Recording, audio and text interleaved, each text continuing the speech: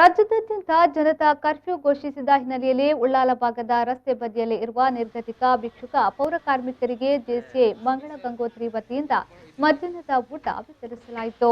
JC ಮಂಗಳ ಗಂಗೋತ್ರಿಯ ಸ್ಥಾಪಕಾಧ್ಯಕ್ಷ ತ್ಯಾಗಮ್ಮ ಹರೇಕಳ ಊಟ ವಿತರಣಾ ಕಾರ್ಯಕ್ರಮಕ್ಕೆ ಚಾಲನೆಯನ್ನ ನೀಡಿದರು.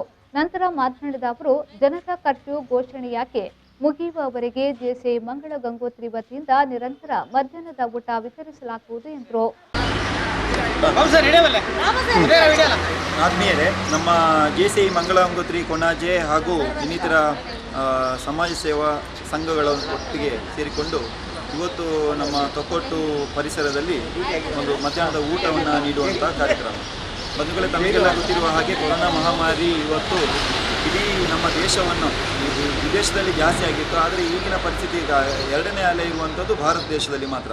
ಇಂತಹ ಒಂದು ಈ ಕೊರೋನಾದ ಮಹಾಮಾರಿಯ ಹಿನ್ನೆಲೆಯಲ್ಲಿ ಇವತ್ತು ನಾವು ಏನು ಮಾಡಿದ್ದೇವೆ, ತೊಕ್ಕೊಟ್ಟಲ್ಲಿ ಈ ಅಸಂಘಟಿತ ಕಾರ್ಮಿಕರಾಗಿರ್ಬೋದು, ಮತ್ತು ಬಡವರಾಗಿರ್ಬೋದು, ನಿರುದ್ಯೋಗಿಗಳಾಗಿರ್ಬೋದು, ಭಿಕ್ಷುಕರಾಗಿರ್ಬೋದು, ಹೀಗೆ ತುಂಬ ಮಂದಿ ಮಧ್ಯಾಹ್ನದ ಊಟ ಇಲ್ಲದೆ ಪರಿತಪಿಸುವಂಥ ಈ ಒಂದು ಸಮಯವನ್ನು ನೋಡಿಕೊಂಡು ನಮ್ಮ ಜೆಸಿಐ ಮಂಗಳ ಸಂಸ್ಥೆ ಒಂದೇ ಹೆಜ್ಜೆ ಮುಂದೆ ಇಟ್ಟು ಹಲವಾರು ಸಂಘ ಸಂಸ್ಥೆಗಳನ್ನ ಒಟ್ಟಿಗೆ ಸೇರಿಕೊಂಡು ಅವರಿಗೆ ಮಧ್ಯಾಹ್ನದ ಊಟವನ್ನು ಎಲ್ಲಿ ತನಕ ಲಾಕ್ಡೌನ್ ಇದೆಯೋ ಅಲ್ಲಿ ತನಕ ನೀಡುವಂಥ ಒಂದು ಕೆಲಸಕ್ಕೆ ಕೈ ಹಾಕಿದೆ.